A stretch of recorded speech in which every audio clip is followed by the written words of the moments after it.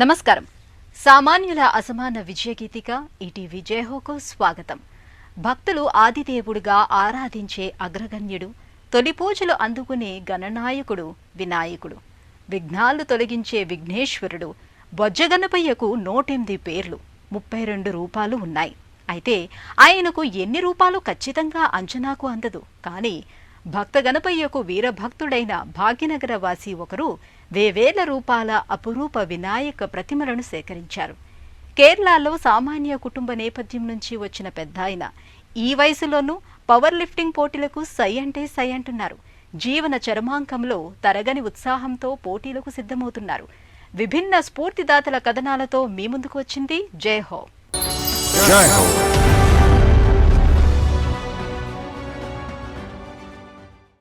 ప్రపంచాన్ని ఏలే అవనీషుడు గణేష్, ప్రథమ పూజ్యుడు ఆరాధ్యుడు. అవనీష్, అమోద్, అన్మయ్, గౌరిక్, కవీష లాంటి ఆధునిక పేర్లు ఆయనవే. ఇంత చక్కనయ్యనేమో చూడముచ్చటగా అలంకరించి పూజించి నదిలో నిమజ్జనం చేస్తూ ఉంటే మహారాష్ట్ర వాసి శేఖర్ పబ్శెట్టి మనసు విలవిల్లాడేది. షిరిడీ ఆలయంలో గణేష్ ప్రతిమ స్ఫూర్తితో గణనాయక విగ్రహాలను సేకరించేవారు. వినాయక చవితి మరుసటి రోజు ప్రతిమలను సేకరించవచ్చన్న అమ్మమ్మ సూచనలను పాటించారు. నేటిదాకా 20,000కు పైగా వినాయక విగ్రహాలు సేకరించి భద్రపరిచారు. గిన్నెస్, లిమ్కా రికార్డుల పుస్తకాలు ఆయన ఘనతను కీర్తించాయి.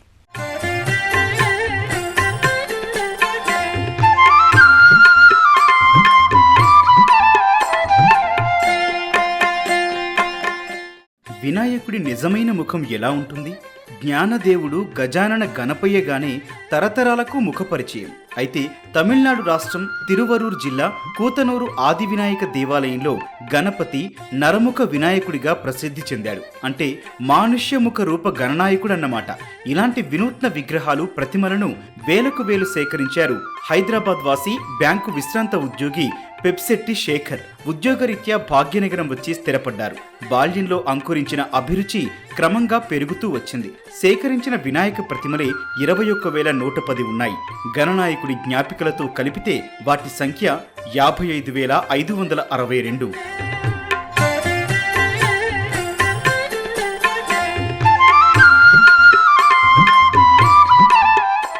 నాకు చిన్నప్పటి నుంచి గణపతి అంటే ఇష్టము. నాకు గణపతి నిమజ్జనం ఇష్టం లేక మా గ్రాండ్ మదర్ని అడిగాను, ఎలా చేయాలంటే వినాయక చవితి కాకుండా ఏ రోజైనా వినాయకుడి విగ్రహాలు కలెక్ట్ చేయవచ్చు. మహారాష్ట్రలోని సోలాపూర్లో ఉండగానే తనకు గణేష్ విగ్రహాలంటే ఇష్టం. 1973లో షిరిడీ సాయినాథుని ఆలయంలో ప్లాస్టర్ ఆఫ్ ప్యారిస్తో చేసిన చిట్టి వినాయకుడి విగ్రహం చూశారు. గణేష్ మహారాజ్ విగ్రహాలను సేకరించడం ప్రారంభించారు. అది వ్యాపకమైంది. నేడు తను సేకరించిన విగ్రహాలు, గణేష్ జ్ఞాపికల సంఖ్య 55,000కు చేరింది. ఈ కళాకృతులన్నీ ఆయన బొమ్మల కొలువులో చేరాయి. ఈ సంఖ్యను ఇంకా పెంచాలని సంకల్పం తీసుకున్నారు.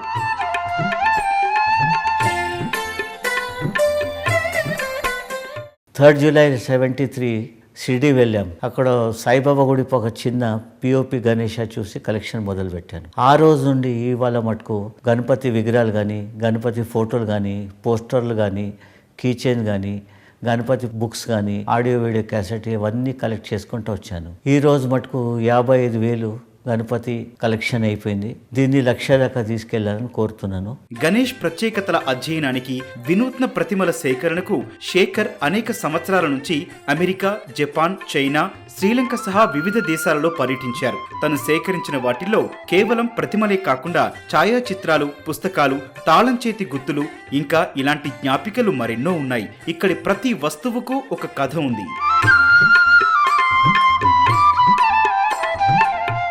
భారతదేశం కాకుండా 38 దేశాలు గణేశాస్ ఉన్నాయి. Japan, Indonesia, Java, Jakarta, Bali, Cambodia, Vietnam, Afghanistan, Pakistan, Sri Lanka, Nepal లాంటి దేశాల నుండి కూడా కలెక్ట్ చేశాను. 20 ఏళ్ల క్రితం అంటే 2004 వినాయక చవితి రోజు శేఖర్ తను సేకరించిన అమూల్య కళాకృతులతో సికింద్రాబాద్ జూలూరి వీరేశలింగం హాల్లో ప్రదర్శన ఏర్పాటు చేశారు. అచ్చంగా ఒక దాతృత్వ కార్యక్రమం కోసం నాడు ఆ ప్రదర్శన నిర్వహించారు.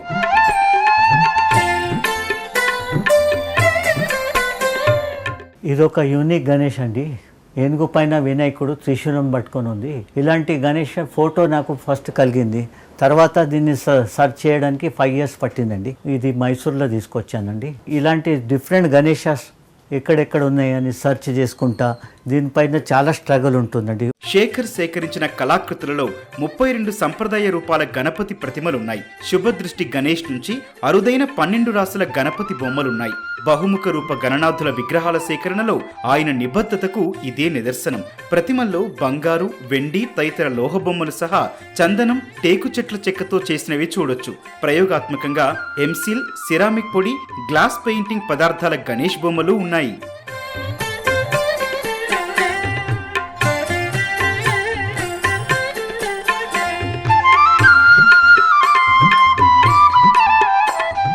ఇరవై 21,110 గణపతి విగ్రహాలు ఉన్నాయి.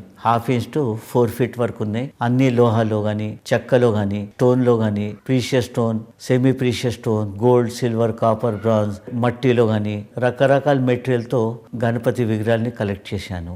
గణేష్ విగ్రహాల సేకరణలో శేఖర్ అంకిత భావానికి ప్రశంసలొచ్చాయి, పురస్కారాలు దక్కాయి. ఆయన కృషిని గుర్తిస్తూ బెస్ట్ కలెక్షన్ పురస్కారం లభించింది. 2014-15లో గిన్నిస్ బుక్ ఆఫ్ రికార్డులలో, 2015లో లిమ్కా బుక్ రికార్డులలో శేఖర్ ఖ్యాతి నమోదైంది. లిమ్కా బుక్ అవార్డులైతే 2010 నుంచి 2017 దాకా వరుసగా 8 ఏళ్లు వరించాయి.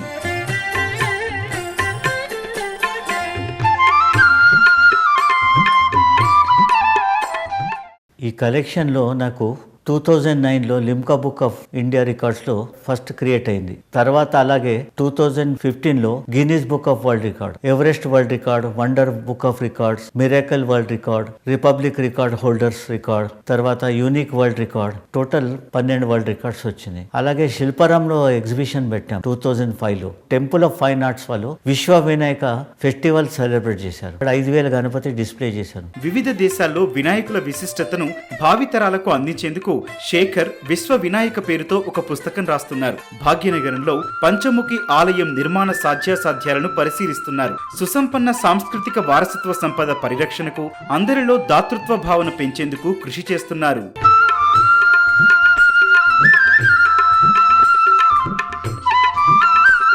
ప్రపంచంలో ఉన్న గణపతి ఆలయము, భారతదేశంలో ఉన్న గణపతి ఆలయం, దాని గురించి ఒక బుక్ రాస్తున్నాను. ఇది గత 22 years రీసెర్చ్ చేసి ఏ ప్రాబ్లం వస్తే ఏ గణపతి పూజించాలి, ఎంత పెద్ద ప్రాబ్లం వచ్చినా వినాయకుడిని నమ్మితే మనము ఈ ప్రాబ్లమ్స్ అన్ని సాల్వ్ అవుతాయని ఈ రీసెర్చ్లో నాకు తెలిసింది. అయితే దీన్ని ఒక బుక్ ప్రింట్ చేసి చారిటీకి ఇవ్వాలని కోరిక.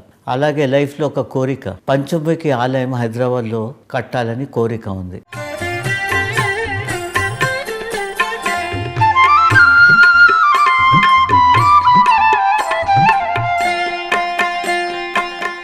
ఆయనకు వ్యాయామ క్రీడలంటే ఇష్టం, శరీర సౌష్ఠవ పోటీలంటే మరీ ఇష్టం. పేరు శ్రీనివాసన్, ఊరు ఎర్నాకుళం. చక్కని దేహాకృతి కలిగి ఉండేవారు.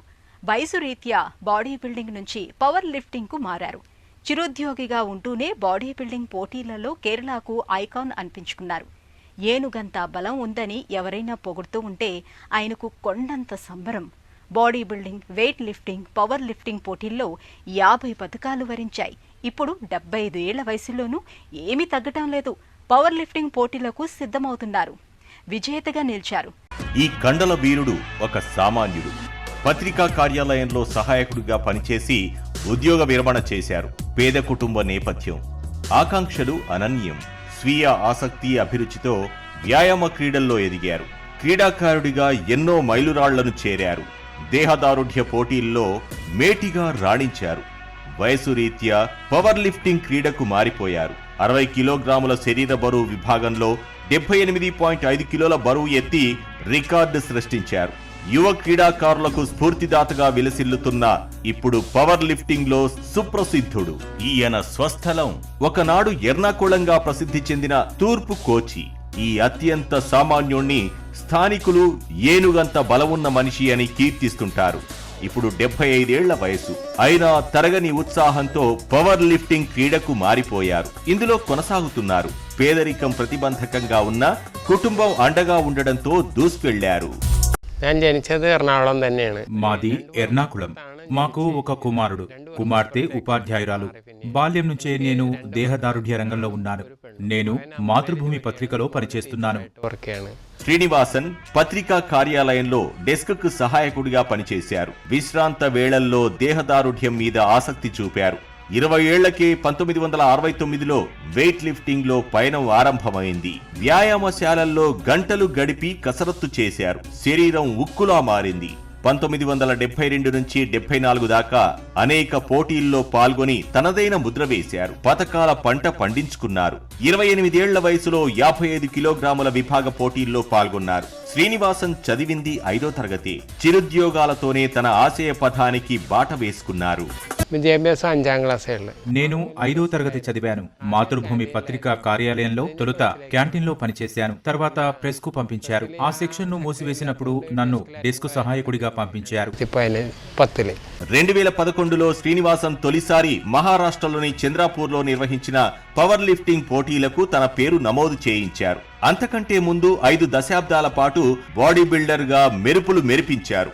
దేశంలో ఏర్పాటైన అనేక క్రీడా పోటీల్లో పాల్గొని ప్రతిభ చూపారు. 2017లో తన 68 ఏళ్ల వయసులో శ్రీనివాసన్ పేరు పత్రికల్లో పతాక శీర్షికలకెక్కింది. అలప్పుళలో ఏషియన్ పవర్ లిఫ్టింగ్ ఛాంపియన్షిప్ లో పాల్గొని స్వర్ణ పతకం సాధించడం నాడో సంచలనం. ఆయన 85 కిలోల విభాగంలో స్క్వాట్, బెంచ్ ప్రెస్ విభాగాల్లో 115 కిలోల విభాగం డెడ్ లిస్ట్ లో విజేతగా నిలిచారు. తర్వాత అనేక జాతీయ పోటీల్లో పాల్గొన్నారు. కడనవరవు 2011 నేను 2011లో పవర్ లిఫ్టింగ్ విభాగంలోకి వచ్చాను.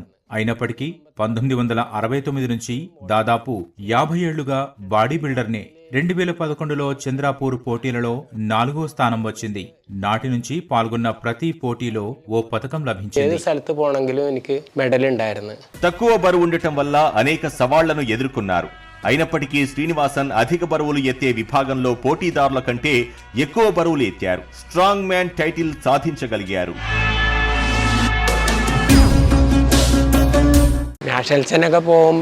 జాతీయ పోటీలకు వెళ్లినప్పుడే అనేక సవాళ్లను ఎదుర్కొన్నాను. ప్రతి ఈవెంట్ కు 15,000 రూపాయల వ్యయం అయ్యేది. నాకు ఇతరత్రా ఏ బాదరబందీలు లేవు. అందువల్ల నాకు నేషనల్స్ లో రోజుకు 2-3 అంశాల్లో పాల్గొనే వీలుండేది. కొన్ని సీజన్లలో power lifting, weight lifting, bench ప్రెస్లలో కలిసి 6 జాతీయ క్రీడల్లో పాల్గొన్నాను. ప్రజలిచ్చిన ప్రోత్సాహమే నాకు పెద్ద ప్రేరణ. నేను ఛాంపియన్షిప్ గెలిచాక వాళ్లు ఘన స్వాగతం పలికి ఆతిథ్యమిచ్చేవారు. పత్రికలలో కూడా వీటిని విశేషంగా ప్రచురించేవారు. ఈ ప్రోత్సాహకాలే నన్ను ముందుకు నడిపించాయి. శ్రీనివాసన్ కఠోర శిక్షణ పొందారు. రోజు ప్రాథమిక వ్యాయామాలైన సిటప్స్, పుషప్స్, స్క్వాట్స్ లపై ఎక్కువ దృష్టి పెట్టారు. తనకి ఆర్థిక లేమితో ప్రత్యేక పోషకాహారం తీసుకునే స్తోమత లేదు. అయినా వెనుకడుగు వేయలేదు. సరిసమాన సంప్రదాయ ఆహారాలైన ఉడికించిన గుడ్లు, బియ్యపు పిండి, కొబ్బరితో చేసిన పుట్టు, అరటి పండ్లు, శనగల కూర తీసుకునేవారు. నేను చిన్నప్పటి నుంచే వ్యాయామ క్రీడల్లో ఉన్నాను. పవర్ లిఫ్టింగ్ మీద దృష్టి ఉండేది. కేరళ దేహదారుఢ్య పోటీలలో అఖండుడు అనిపించుకున్న మాతృభూమి పత్రిక ఉద్యోగి మైఖేల్ నా తొలి శిక్షకుడు. జాతీయ పోటీలలో నా స్ఫూర్తిదాత కోల్కతాకు చెందిన మనోహర్ ఐష్. దేహదారుఢ్య పోటీలలో ఆయన సుదీర్ఘ కాలం నుంచి ఉన్నారు. ఆయన 3 ఏళ్ల పాటు వరుసగా మిస్టర్ యూనివర్స్ గా ఎంపికయ్యారు. 1995 నుంచి బాడీ బిల్డింగ్, పవర్ లిఫ్టింగ్ క్రీడాకారులకు ప్రోటీన్ పౌడర్లు, ఇతర పోషకాలను ఇవ్వసాగారు. కానీ నేను వాటిని వాడలేదు. నేను రోజువారీ భుజించే ఇంటి తరహా ఆహారాన్ని తీసుకున్నాను. సాధారణ ఫుడ్ మాత్రం పవర్ లిఫ్టింగ్, బాడీ బిల్డింగ్ పోటీల్లో దాదాపు 50 పతకాలు సాధించిన శ్రీనివాసన్ మన దేశంలో పేరు ప్రఖ్యాతి గడించిన అథ్లెట్. సహజ ఆరోగ్య ఆహారపు అలవాట్లను పాటిస్తారు. ఉత్ప్రేరకాల్లాంటి వాటి జోలికి వెళ్లొద్దని ఆయన ఔత్సాహిక పవర్ లిఫ్టర్లకు సూచించారు.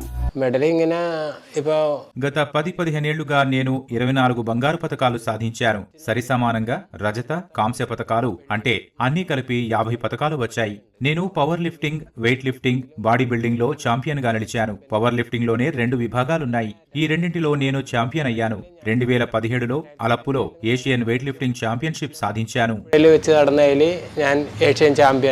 శ్రీనివాసన్ కు ఓ బంగారు కల ఉంది.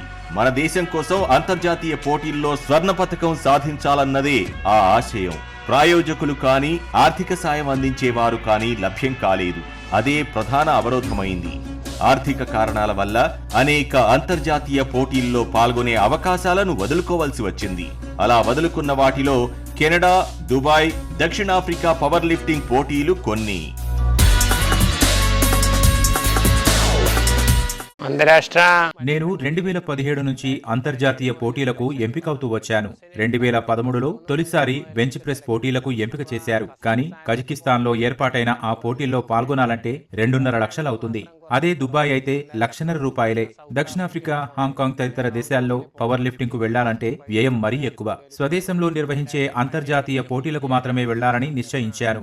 ఎందుకంటే 2017లో అలప్పు పవర్ లిఫ్టింగ్ లో నేను బంగారు పతకం సాధించాను. ചെയ്തതിലാണ് എനിക്ക് గోల్డ్ మెడల్ കിട്ടിയത്. సవాళ్లు ఉన్నప్పటికీ పవర్ లిఫ్టింగ్ పై ఆయన ప్రేమ, విజయం సాధించే దృఢ సంకల్పం స్థిరంగా ఉన్నాయి. అభిరుచిని ఆశయంగా మలుచుకొని స్థిర సంకల్పం, పట్టుదలతో ముందుకు సాగి విజేతగా నిలిచారు. కలల సాఫల్యానికి వయస్సు అడ్డు కాదని ఆయన విజయగాథ నిరూపిస్తోంది.